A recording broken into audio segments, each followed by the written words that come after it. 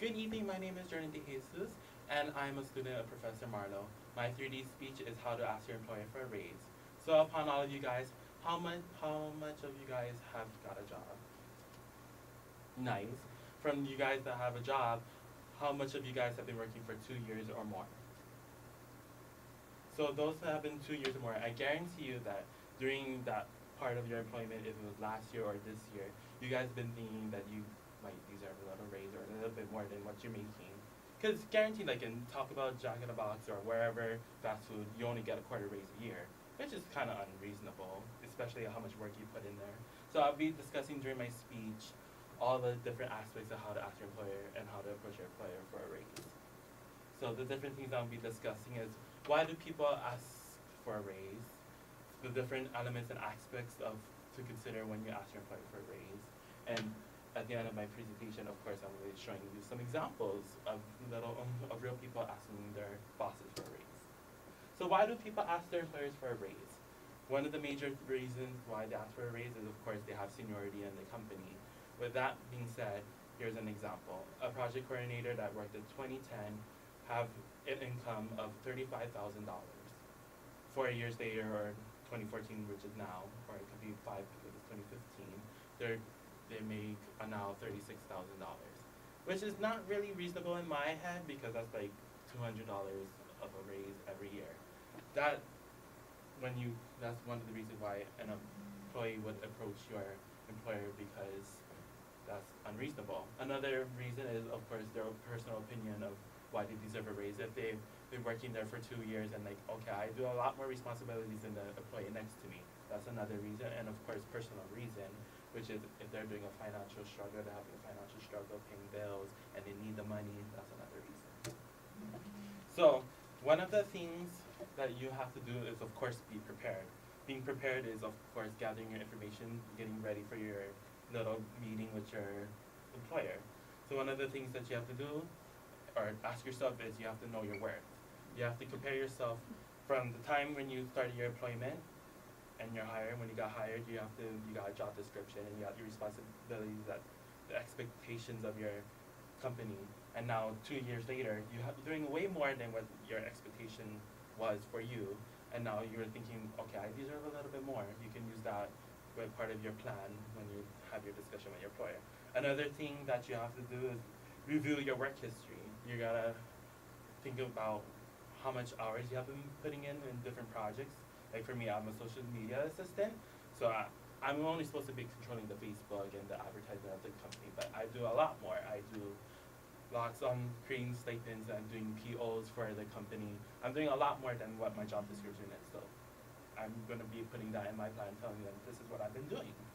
And another thing, of course, is reviewing and recording all the list of accomplishments that you've been doing throughout the years. So an example is if I was maybe hosting an event, a big event that involves community awareness or involving the community, I'll be putting that as this is what I've been doing. I was in control of all of this, and because of this was such a successful event that it brought a lot of awareness of the company. So that's another thing.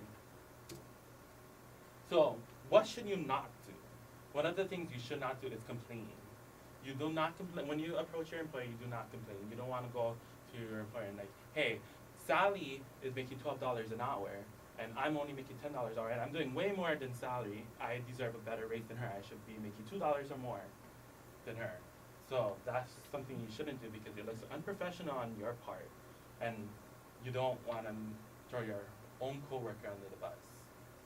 Another thing is asking for an unreasonable price. When you ask your employer of what kind of ideal raise that you want, you have to, of course, give a quote, like I want a 10% increase, or I want $2 more than what I'm making. But you don't want to be unreasonable, like I'm making $10 and I want $20 now. Guarantee you're going to get a no, and that defeats the purpose of asking your employer for a raise. And guarantee majority of situations, you're probably going to get a no. So you try your best to avoid getting emotional when it comes to that point, because when you get emotional, you're not thinking clearly, and you might do something that you regret, like telling your employer an ultimatum, like if you don't give me a raise, I'm going to quit. I'm going to send my 2 weeks notice. It looks very unprofessional on your part, as well as making you look very dumb. So what should you do? Research about your company. When you research about your company, you can see if they have an annual performance review. With that being said, you will see an opportunity to discuss with your employer, hey, this is what I've been doing, you have your list of accomplishments, your plan ready, and that's a good time to do your talk and do your meeting. However, if you want to do it a little bit before, just make sure it's not during like a week before the annual review. Another thing is you have to sell your skills instead of begging. You don't want to be like, I want the money because I need the money. You want to tell, this is what I've been doing for the company. This is why I've been an asset for your company.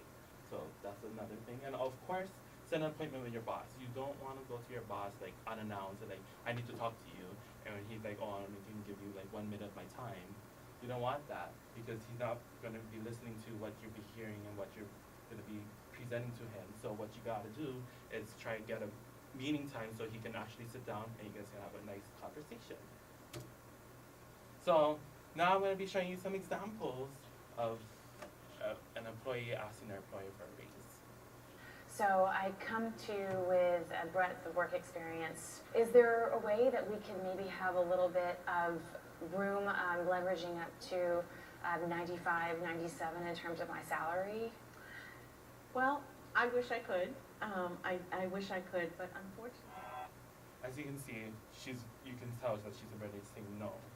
So this next video will show maybe, even if she said no, maybe you can be more persistent and maybe offering a negotiation. Since we don't have any room with the salary, is there a way that we can look at my bonus structure? Do we have any leverage in my sign-on bonus, negotiating my start date, a longer vacation time? And you mentioned flex time, so does that give me an opportunity to possibly work from home occasionally? Of course you don't want to tell them all of that at once, so maybe just like 1 or 2 things. This is a negotiation like you're interested in. That's about it.